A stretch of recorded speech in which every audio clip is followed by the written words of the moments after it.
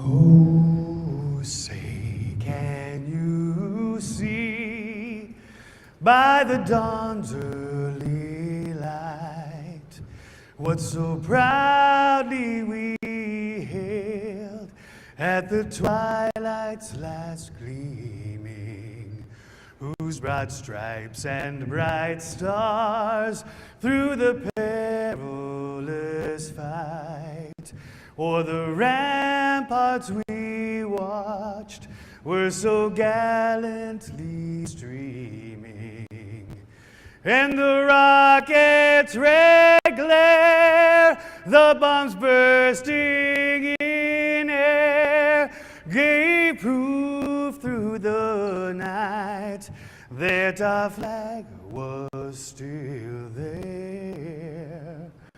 Oh, say, does that star-spangled banner yet wave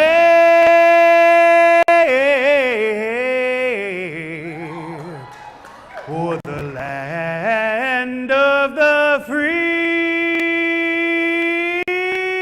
and the home of the brave?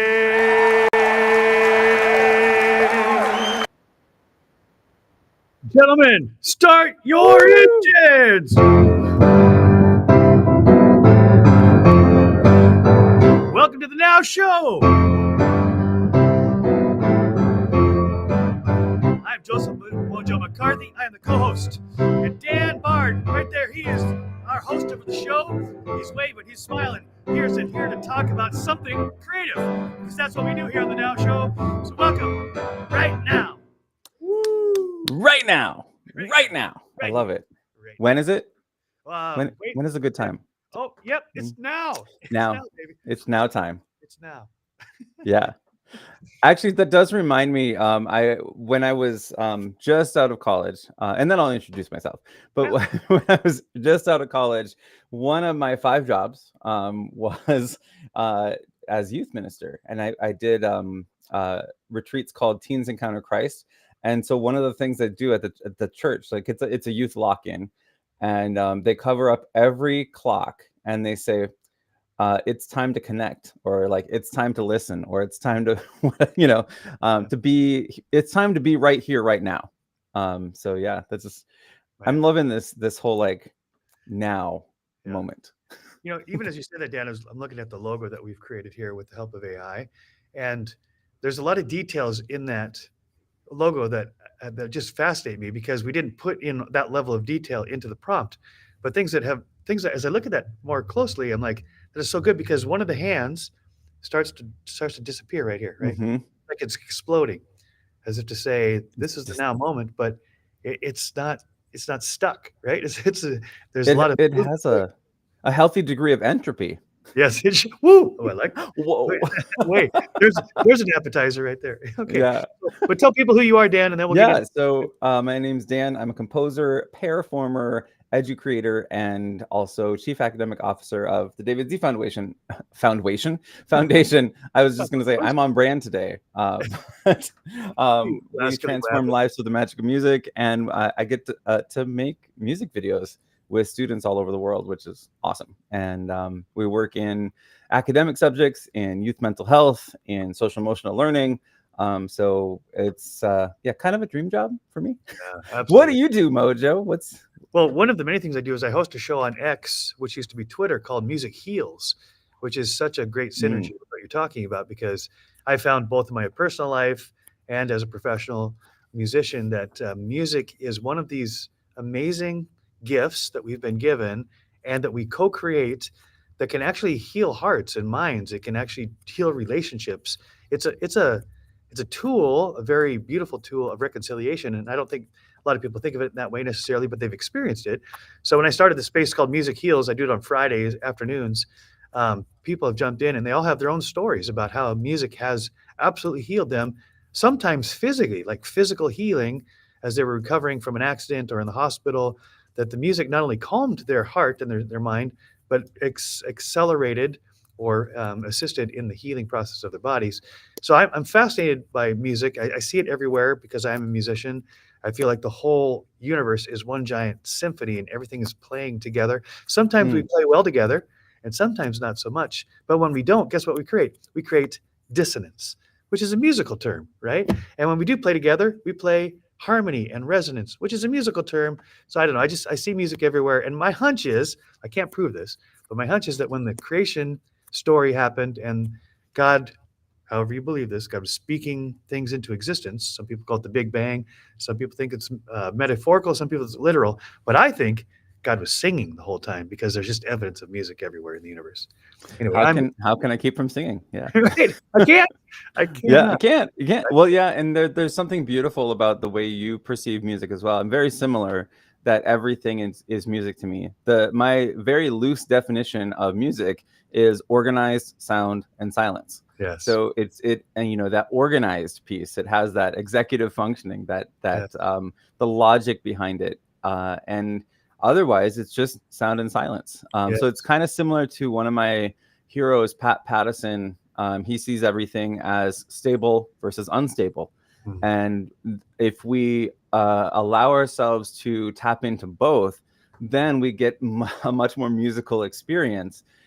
So he has a lot of tips on writing better lyrics. Okay. An example is if you just look at the number of lines something has, and he always goes back to Mary Had a Little Lamb, which is Yeah. brilliant. Yeah. So the first thing he's like, Mary had a little lamb. Its fleece was white as snow. Everywhere that Mary went, Finish it, Dan. the Finish it. lamb was sure to go, right? Yeah, that would be unstable, right? That's 3 right. lines. Yeah. And then the rhyme scheme as well. They're setting up a rhyme scheme, and the fact that many people know that Mary had a little lamb. Some people don't know that, and that's okay. Yeah. But the point is that just looking at the rhyme scheme of things, looking at the number of lines, looking at the stressed and unstressed syllables, and the way those are built up, we are always creating expectation with the things we're saying, and Yes. sometimes we defy it, and other times we conclude it, we finish it. So Right. there's like that antecedent, consequent, give, take, call, response, Yes. and there's we're coming back to that infinity loop, right? Yeah, Where right. we like along that loop, we're at an extreme here, and then there's all these parts in between, and we're at the extreme here, and then I loved I learned this from you, like thinking of how we walk. We always walk as a result of being out of balance. Right. That's right. That's what makes us take a step forward. Yeah. Yeah. Walking is a series of controlled falls. We just don't think about it because we've done it so long. It seems natural. It seems, it doesn't even cross our mind, which is how we learn everything. The way we learn to walk is how we learn everything. At first, it's very difficult. It's foreign. It's scary. It's hurtful, even. Sometimes it's painful. But the more you do it and the more you get used to it, you get desensitized to the fear of falling. In fact, Mm-hmm. you embrace it, even if it's not conscious. You embrace the fall because it propels you forward, and you catch yourself, and then you do it again and again and again. So walking, that metaphor of walking being a series of controlled falls, when I bring that to my conscious mind, I realize that's how I learn anything. It's how we learn everything. That's how we learn to music, right? I mean, that's how we learn to speak. Is we go into this unknown, and we don't know exactly what we're doing, and we're afraid of we're going to crash, we're going to burn, we're going to get hurt, we're going to hurt somebody else. But we do it, and then we like adjust. So it's Mm-hmm. this infinity loop that you talk about. I see it in many different aspects of life. But one is you step into chaos, or no, I'm sorry, not chaos. You step into the unknown, and then as you step into the unknown, now you've got a different perspective than you had before you stepped, because now you can see something that you couldn't see at that step. You had to move to the next step in order to see that. Well, what I could see at that point is one of 3 things, really. You can see that was helpful. It got you in the right direction. It was Mm-hmm. harmful. It took you in a direction you don't want to go. Or you basically have the same vantage, but you haven't made any improvement one way or the other. All of those are really important to know. And so I love this 3 questions every time I do something, the 3-question evaluation. If I can remember to do this, that makes experience really the great teacher. A lot of people say experience is the best teacher, and I say that's not the whole story. I know a lot of people with a lot of experience haven't learned a thing, and to your point, they keep repeating the same old patterns. Mm-hmm. But the way you break out of the pattern is you recognize the pattern, the cycle, and if it's not helpful, then you break out of it. right? But the only way you can do that is be aware of your experience, and then you ask these 3 questions. What is working? Keep doing that. That's keep, right? What is not working? Stop doing that. So you Do got less keep, of that, yeah. yeah, keep, stop. And the other one is there something that I haven't tried yet that might be helpful, right? And that's start. So you got keep, stop, and start with every, if I can ask those 3 questions, then I've got new information to course correct in every now moment and every now step. Yeah, no, well, I think that's amazing because every time you ask yourself that question, you have at least one new piece of information That's right. from a new experience. And so I think very often that's why there's such a focus, I think, in uh, a lot of what like life coaches and gurus are teaching about awareness, Yeah. because that is that's another 3-step process where if we're going to learn anything new, we have to, number one, be alert, like there notice that there is a change. So that's Yes. that noticing. And then we have to become aware. There's that investigation of the schema around us. There's an understanding of what the other things in our environment are doing and those relationships. And then, once you have that alertness and that awareness, then you're able to learn other things. And that's neuroscience based. That's just kind of a brief summary of Dr. Huberman's neuroplasticity super protocol that I like to talk about, because that was a real eye opener. Yeah. Literally, speaking of awareness and alertness. Yes. And it got me thinking, like, we have these 3 parts of our brain, these 3 levels, really. There's that level of just imagining yourself like bumping around a room and going like, there's Yep. this, there's that, there's that. That's the, like, am I safe doing this? And then it's just a binary code, like, yes, I'm safe, or no, I'm not. It's really simple, that first layer. And then once you have an answer to that, you go to the second layer, which is, do I understand what's going on around me? And that's where we have to really seek things that will aid our understanding. But then when you understand what's going around you, you can ask yourself the question, well, what's my part of it? What's Yeah. my part in it? Right. What can I do? Yep. And then, but answering that question, so I love everything you said right there. But if I do all of those, if I ask all those questions, I've got a lot of information, Mm-hmm. but I haven't made any progress yet. No So choices. one of the things that is required in order to make progress is then take the information that I have, which is limited. It's limited based on my experience and my education and my instincts. I got a lot of information, but I don't have all the information. But until I make a step, right, take all that information and step. And I might step in the wrong direction. I might step on a landmine. I might step into a pot of gold. I don't really know. But until I make that step, I don't know. This takes me to what Matthew McConaughey often says in his interviews. He says, the only time I can't go to sleep at night is when I have had a decision to make and I didn't make any decision. He said, because if I make a decision and it turns out wrong, as you said, I've got information. I know what not to do. Or I can keep doing that and get the same old results, which is insanity. Or I make a decision and it's awesome. It's fantastic. Well, now I know that's a good direction to keep going. It's the same questions I was asking before. But he says, if I do nothing, even with all the information, if I answer all 3 questions, Dan, you talked about, but I take no action step, I still don't know. I don't really, I know in my head, but I don't, the knowing, there's different kinds of knowing. There's knowing in my understanding, and there's knowing like a feeling, but there's a deeper knowing that's like, I know that I know that I know because I have done it. I have experienced it. And I know, keep going that way, go a different way, or try something completely different, right? Yeah, when I think that really brings us to what are those motivators and what are the driving forces. And that's why it's so important to talk about mission, vision, and purpose as well, Mhm. because we've Yes, got to have that. There's that energy going from inner to outer. Another trip around that infinity curve right. of when you're really centered. You're in that center of that infinity curve, and your mission and vision and purpose are aligned with the resources and experiences and story around you. That's what I like to think of an environment as, a story. That's a setting of a story, right? Then that's where we get our agency to make these choices. And when we don't make choices, like you were saying, all we're doing is paring down some opportunities that just become not opportunities anymore, Right, exactly. because our experience and our opportunities have just moved on somewhere else, for better or worse. Yes. Sometimes not making a decision is a decision, because that maybe it's not your decision to make, like that. There are times like that, but more often than not, it's going to reduce an opportunity or a level of opportunity around us. Yep. So that was Mary's nice. here. Yay. All right. Hey, Mary.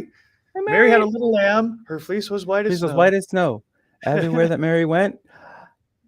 That actually reminds me of two things. One, and these are all both from my childhood. One is there is a version of Mary Had a Little Lamb that is on Sesame Street, and Kermit the Frog, he's this beat poet, and he's decided he's going to create a new version. He says, Mary had a bicycle painted red as fire, and whenever Mary wanted to ride, the bicycle had a flat tire, which I think is hilarious. So Oh, I used to sing around the neighborhoods. And the other is on Bugs Bunny. For those of you who didn't grow up when we did, Bugs Bunny was a big deal with Warner Brothers. Bugs Bunny, the Roadrunner Hour, and Bugs Bunny and Elmer Fudd have this hilarious opera. What's opera, Doc? Because he always said, "What's up, Doc?" There's "What's opera, it's Doc?" opera, Doc. And one of the things we go, but it dun dun dun dun dun dun dun dun, and then there's always this crash at the end, and we all, as the audience, even as a kid, it's supposed to do something different. And it's just driving Elmer Fudd crazy through the whole time. Bugs Bunny's doing it on purpose, to irritate Of Elmer course he Fudd. is. I mean, Yeah, he's a but wascally rabbit.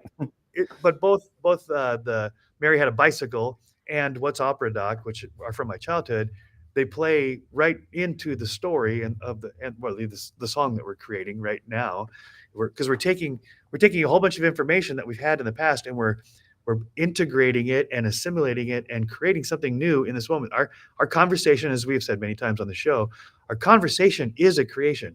So when we say the Now Show is really about creators who have been created to create, it doesn't have to be painting or dancing. It can be. It doesn't have to be music.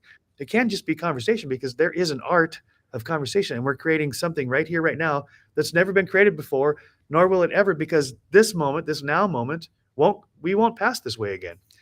And so I wanted to read "The Road Not Taken" by Robert Ooh, Frost. yes. I love it.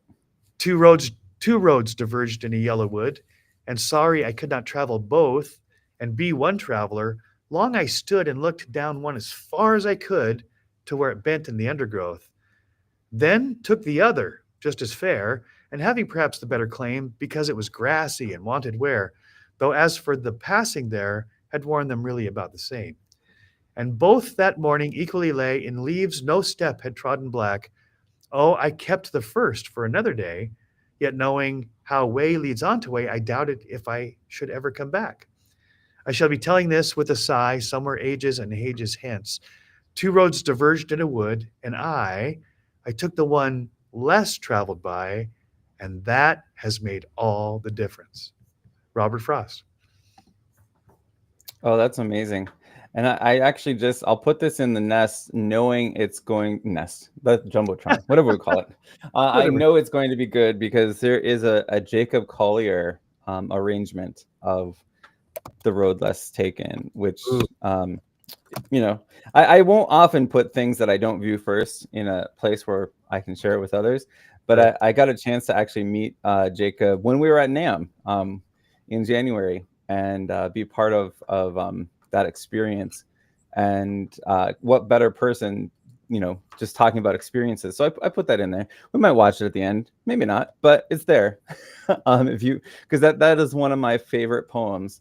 I do. And speaking of where I put it in Chatmosa, it's this ominous looking YouTube video that just has a play button. But yeah, Here's a cool so thing I just want to throw in before we move on, is yeah, that I've always thought that Robert Frost's poem was "The Road Less Taken." That's the way I've always told it. And I just looked The it up. Road Not The Taken. title of is the road not taken, which that's a subtle but important difference, right? And I was blown away that all these years I said, "Oh yeah, Robert Frost, The Road Less Taken," and everybody goes with it. Oh yeah, I love that one. In fact, you even said The I Road think Less I even Taken. just said it. You did. Yeah. Yeah, that's funny, because that's where our mind goes. But the actual title, which I'm sure was very intentional by Robert Frost, is The Road Not Taken. That's made He was all a the pretty difference. Not, intentional not The dude. Road Less Yeah. Taken. Yeah, that's so good. All right. Well, Yeah. let's talk No. about a prompt. Let's get a prompt up because we haven't done any drawings here, and drawing is a big part of what we do. So Absolutely. So this is, well, there's hey, there's there, you. look at me. Yay! Look Look at at me you. go. That's what we started with. That's a beautiful rendition of the Star Spangled Banner. Where was that at? So that's Hope Um, International University in Fullerton, Hope California. International. Nice. So I've worked there as their director of marketing and PR for quite a while, and they didn't even know that I was musical because that wasn't in my job description. But one of the coaches picked up on something that I was doing and said, "Hey, would you be interested in doing a live version of National Anthem for us for our games?" And I was like, "Really? You want me to? Yeah, I'd love that." So I've been singing the National Anthem at sporting events on the university, local university, which is super fun. Well, that's awesome. Well, I wanted to highlight a couple things in here, so you can check out that video at Hope University, right? Hope International University. Hope International University Right. in Fullerton. Yep. So you can check that out in the Jumbotron. This is today's show. It's slide 10. Woot That woot. is also in the Jumbotron, and it's the YouTube channel. One of my homework assignments is actually creating a playlist and a little website and landing page where folks can see all like 30 episodes now. Let's see, we're on this week I don't even 6, know where are we. 25, 26, 27 because we missed money. No, I think this might be our 7th week. I'm not even sure. Could be. Well, I'm going to in Restream. I'm going to fix that because I realized it's not the week of April 14th anymore. That was last week. It's the week of April 21st. You know So what what's we nice might add is to that'll fix what we it. might add to these slides too is episode number. So episode number 30, episode number 31, just somewhere in the corner. I think so. People might want to refer to that. Oh yeah, I loved episode 26. I want to share that with somebody or whatever. Yeah, no, I think that's great, and that's something to just go right on the top. So here's our little card. We're getting all official, and if you would like to be a guest, you can actually. We're posting this on socials as well. It's not really a difficult application. It's just daunting. It's daunting. We have a panel of 5 super smart blood tests. Yeah, it's basically like trying to become a Mensa. Good luck with that. So no. Okay. Yeah. So we have yesterday's show down on the bottom. That's the 422-25 show. 423-25. It says we're talking about the law of entropy. Can you kick us off there before we get into drawing? Because we skirted around tangentially this concept of entropy, but I know I have at least one thing to say about Murphy's Law. So, but you first. Go for it. All right. Okay. So I'm finishing typing, which is going to get cut into my talking here. Then I won't feature you while you finish typing. Actually, start with your P theory. Okay. And I'll jump in after that. Yeah. So entropy, and I'm not as familiar with that word as I am with others. It's not a word that is in my lexicon typically. So I'm excited to learn more about it. But it is related to Murphy's Law. And Murphy's Law is the basic premise is that if something bad can happen, it will. It's a very uplifting law of the universe. So when I put in Murphy's Law into Canva, and it came up with this guy with rain clouds on his head, and the sun is frowning. I'm like, that's perfect for Murphy's Law. Schleprock. Remember Schleprock from the Flintstones? Schleprock. Yes. My grandpa taught me something called the rule of P. And he said, if Murphy's Law ever gets you down, I'm like, Grandpa, what's Murphy's Law? So he told me, then here's how you combat it with the rule of P. Positive, proactive planning prevents poor performance. And before the word poor, he had another word that wasn't necessarily family friendly, but it's positive, proactive planning prevents poor performance. Cool. I just typed that into the chat in Chat Mosa. Nice. I'll have to go snag that and I'll copy it into our postable chat. So that was Grandpa Chuck. Yep, that taught me, and I subscribe to that. Yeah. Say it one more time because I'm going to jump right off of that. The rule of P. The rule of P. Positive, proactive planning prevents poor performance. and Okay, I'll just so put it good. right there on the bottom of the screen. Right. So this is actually a perfect entry point into the law of entropy. So again, I don't think the law of entropy is very commonly used by most people. So a few people have kind of a general idea of what it is, especially if you're into the sciences. But a lot of people are familiar with Murphy's law, and as Dan said, if something can go wrong, it will. And by the way, the cartoons of my childhood always speak to me. And Schleprock was this character in the Flintstones that just he had his head down. And he's always walking around with the cloud over his head. Wowsy, wowsy, woo woo, right? And it's just everything that could go wrong would go wrong. There was Pigpen in the Peanuts gang, and Yep. there's Eeyore. When you go to the Winnie the Pooh, there's this Eeyore character, right? That oh bother, why even try? That's just it's an Well, that attitude. was Pooh, wasn't it? Like Pooh says, like, "Oh bother," and then Eeyore, what was his like? Well, I guess it'll be. I guess it might not rain later. Yeah, but Maybe. I just hear Eeyore's voice going, "Oh bother." Oh bother! I love it. I love Yeah. it. And all of these characters, whether it's Winnie the Pooh or the Peanuts gang or Flintstones or whatever, all of those characters, each one represents facets of me, right? I'm not just one of those characters. I might tend to be more like Snoopy than Charlie Brown, but there's Charlie Brown inside of me that comes out when things are going wrong, when the chaos and the confusion is happening, right? And so what oh yeah, I think his name was Retread, Mary, on the Penis Gang, was not Pigpen, but Retread or Retire. I don't even remember his name. But anyway, let's move on. So the law of entropy, this is a scientific term. The law of entropy says that in a system, over time, things will get more random, more chaotic, less ordered. That just naturally, over time, in a system, things will decay. They'll fall apart. But that's not the whole law. So a lot of people stop with that and they think, oh, the law of entropy, it's like a doom and gloom prediction of the future. But there's more to the law. And this is where I'm really fascinated, and I want to get Dan's input on this. And boy, for those of you that are listening, both live or we're tuning after the fact, allow this question to bring up something inside of you, because there's answers inside of you. Let them percolate, bring to the surface.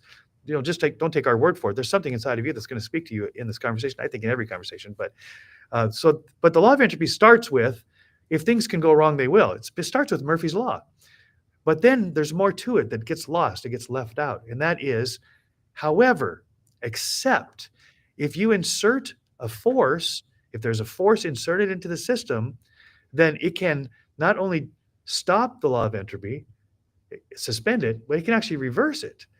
And this is the part that fascinates me the most, because I feel the law of entropy happening. I see it happening, the chaos, the confusion, the decay. And I get so frustrated with, why can't I get my shoes untied? Why is this? Why are the knots there? Why do you put things down in order and you come back to them and they're all tangled, right? I'm like, what gremlins are doing these things in the dark, right? And it just feels like there are these invisible creatures that are trying to make life as difficult as possible. And so, especially when you get in a hurry, then you can't find your keys, or your keys are tangled, you can't get them out of your pocket, and everything just is like fighting against you. And it just feels like, yep, Murphy's up at it again, or the law of entropy.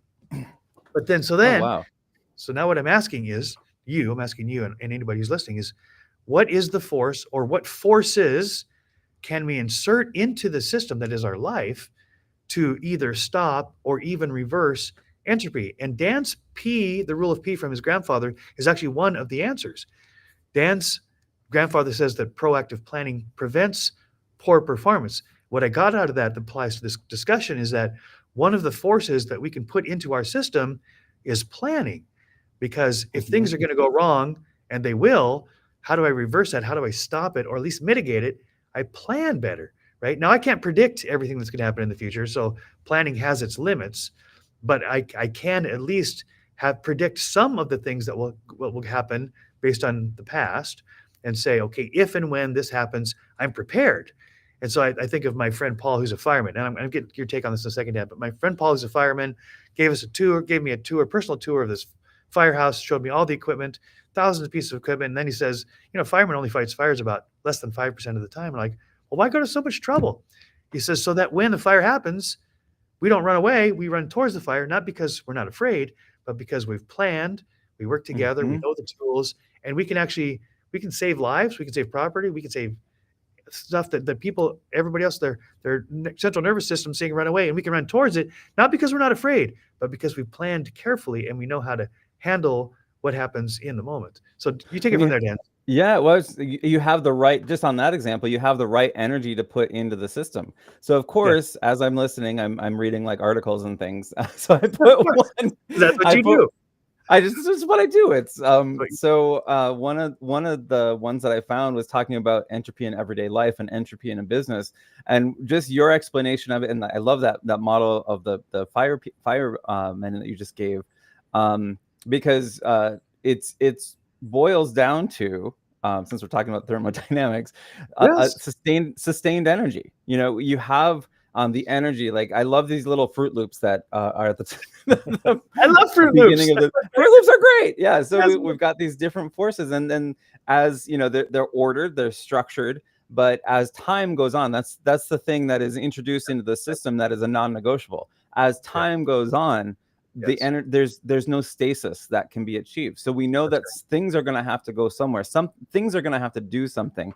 And the example from this article that I found helpful said, think of a business. You know, you have all of this energy to start a business, and you have you know, especially if you're starting one with employees, you have a structure of the business, you have who's reporting to who, you have business trainings, you have all of these pieces that are doing a thing together, and it's a concerted effort. But over time, then your staff, they're also have their own minds, so they may forget the training, they may not apply the training, they may find a corner that they can cut and like achieve the same results without as much energy. So there's all these different things that are actions taking place within the system, Great. and that's why I think there's an appearance of more randomness, but it really is, and this is, I'm interested to hear a thought on this. I think there is like a background orchestration of you know, the possibilities, Yeah, because you know, that's what whenever you put free will into a system as yeah, well, exactly you're right. going to have a lot of different possibilities, and then the system itself, or a snapshot of the system, is going to be an aggregation of all of these actions and all of these changes of energy, where Yeah, you know, you can't sustain the same thing when the system around you is changing so yes. rapidly.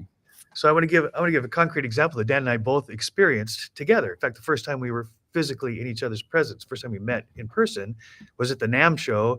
Was that National Association of Music Merchants, which is this huge industry event in Anaheim, California, once a year, where musicians and music vendors and sound people and lighting people all converge, and it's glorious. It's like one step this side of heaven for me as a musician. It's just amazing. Me too. I got to go for the first time I love it. because Dan invited me, and Dan orchestrates.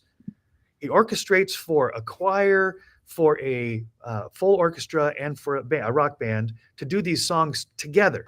There's a lot of moving parts, a lot of people, all that have free will and varying levels of skill. And Dan orchestrates as he puts all the Mm, notes on paper. He went to a lot of trouble, a lot of energy was put into those orchestrations so that we could all play from the same page. But here's what happened that I think is beautiful, an illustration of what we're talking about, is one of the orchestrations that Dan actually composed, that we all had the music in front of us. The lead singer, Polly, was singing an operetta. And what was the one he was singing? Something, what was he it singing? was Nessun Dorma. Nessun Dorma. So it's not a Yeah. long piece and it's gorgeous. And this is a full on rocker, but he's singing opera and he's doing it beautifully. But we get to the end, and there's this segment of the music where Polly, as the vocalist, he felt that the song was going a certain way towards the ending, but it didn't match the orchestration. So now we've got some chaos, we've got some confusion. Mhm. And what do we do now? We've got a full orchestrated. I mean, there's probably 200 musicians on the stage or so, 150 to 250 And no time people. to practice. I mean, Yeah, there was some and urgency. yeah, this is the last minute rehearsal before we go live in front of a live audience and cameras, right? So this has to be resolved, and there's tension now. It wasn't an angry tension. It wasn't a somebody's to blame tension. It was just that there's a disconnect between the lead singer who's going to carry the piece and the orchestra who's trying to support him. And so there was this really interesting dynamic where Paulie's talking to the conductor of the orchestra. He's talking to Dan as the composer of the music, saying, here's what I'm thinking, here's what I'm feeling, here's what I want the music to do.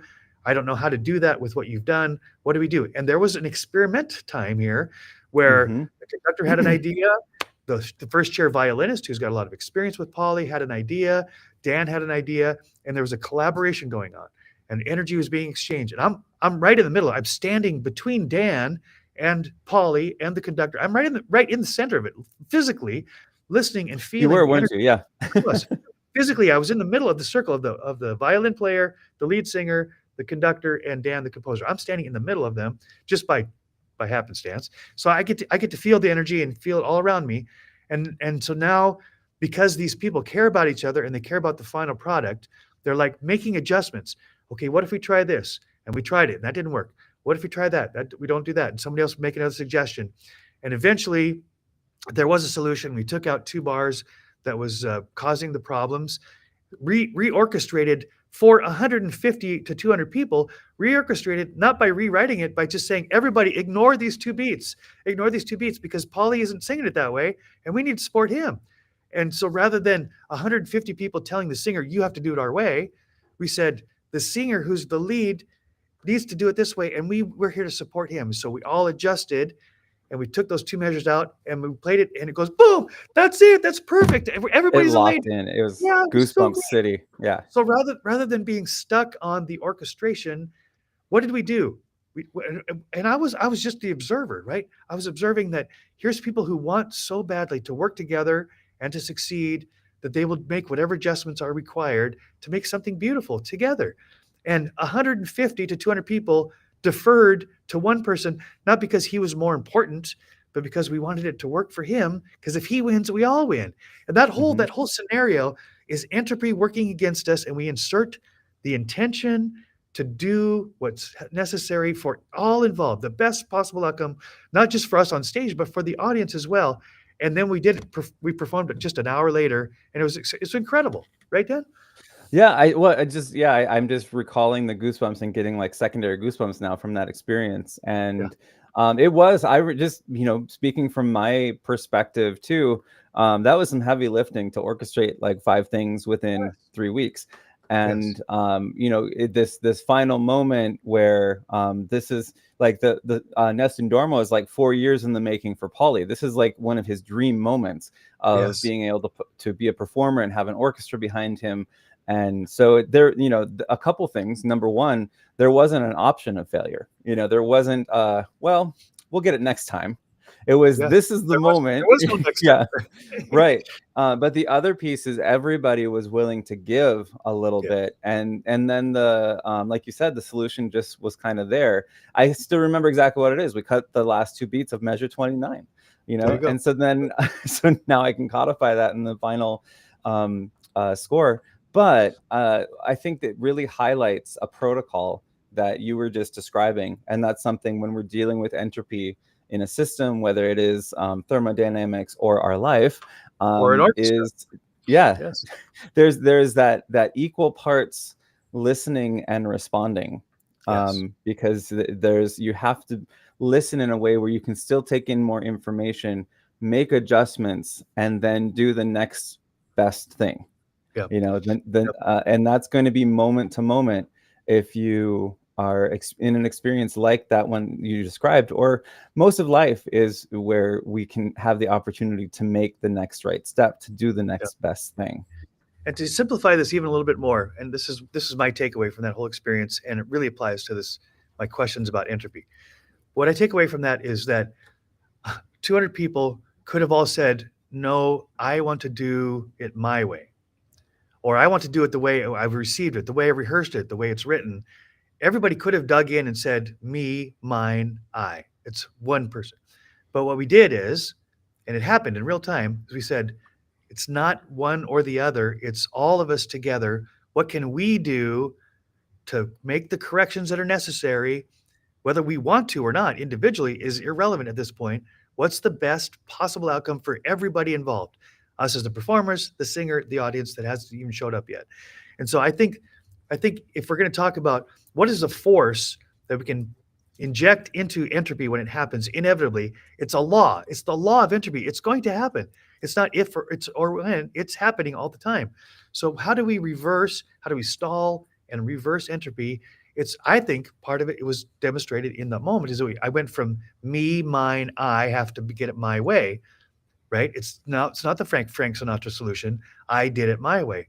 It's we did it together. And we did it together. We created something extraordinary that could not have happened if we all dug in and said, no, I'm doing it my way. Or I'm even doing Stan's way, you know? Because the majority can't rule in that particular situation. Majority was, Polly, you're gonna have to do it our way. And Polly couldn't because he already memorized it. He felt it a different way. So the whole group defers to one, not because he's more important, but because we all want to win. And I just, something about that is extraordinary. Yeah.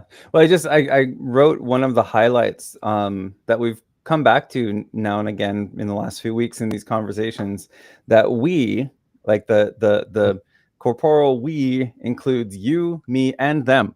So Yeah. it's going to take that's why listening is such a powerful force in being able to understand what in understanding yourself, understanding someone else, and understanding a group of people, because a group of people is often the hardest to understand because it requires the most shaving off of their own personalities. You know, when, and I always think of that as like when we incorporate, we often start painting with an Etch-a-Sketch instead of a paintbrush, you know, because we have to have all of these things just kind of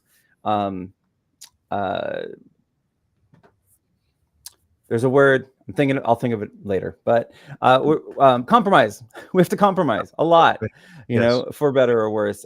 But when something is compromised, then it becomes an aggregate of all of those different pieces. Again, for better or worse, you know, sometimes that might, like you were saying, it could have been in this orchestral, it could have been like majority rules. We all have the score, like buck up, singer, you know, but that wasn't the best for the moment. Yeah, exactly. So compromise, I've heard compromise defined as the solution where nobody wins. Everybody has to do what they don't want to do. And what you've just described and what we did there at the NAMM show is we're saying, no, that isn't the only definition of compromise. Sometimes compromise means that nobody gets it their way, but they actually get it better because the solution, which isn't any one person's way, is better than any individual way. Yeah, we got 2 minutes left in the show. Thank you, Mary, for keeping time for us. Yeah, thank you. I was just thinking, like, we're not going to draw today, but that's okay. Yeah. So for those of you who haven't been on the show before, we do drawing prompts from time to time, and that was our intention. But the conversation took us elsewhere. And so, but even that's a really great example.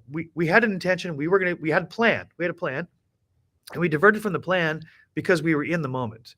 This is the Now Show on purpose. The Now Show required that we do something that we were flexible enough and adaptable enough to do something different than the plan. So I think this actually ties it all together, because the rule of P's was that if you plan, then you can prevent the poor performance. Now you can't prevent it actually, so there's no guarantees, but you can mitigate against, you know, you can make, there's a better possibility, higher possibility, higher probability. Yes. Right. It can, but not necessarily will. Right. And we ended up with an image anyway. You have the Fruit Loops. So this is, actually, you know, now we can just use this as a prompt. What does entropy look like in your life? Yes. And I would say let's draw entropy. What does entropy mean for you? If you've never heard of the word before, you can look it up. What does Murphy's Law look like in your life? Yeah, Murphy's Law. What does the rule of P look like? But I love the idea, and I'm holding on to it because I think it's going to be amazing over time of having this conversation continue by the art people create, you know, and being able to join in that conversation of what does entropy look like, feel like, sound like. Write a song about entropy. Yes. Create something. I'm going to close with a song that actually talks about how to reverse the chaos and the voices in our heads that are telling us one thing that might not even be true. So this song fits right now. Oh, do you want to say thank yous before we sign off? All right, so thank you, everybody. Yeah, because let's go. We gotta get out of here. You say I am loved when I can't feel a thing. You say I'm strong when I think I am weak. You say I am held when I am falling short. When I don't belong, you say I am yours. And I believe what you say of me. I believe you say I am loved when I can't feel a thing. You say I am strong when I think I am weak. You say I am held when I'm falling short. When I don't belong, you say I am yours. And I believe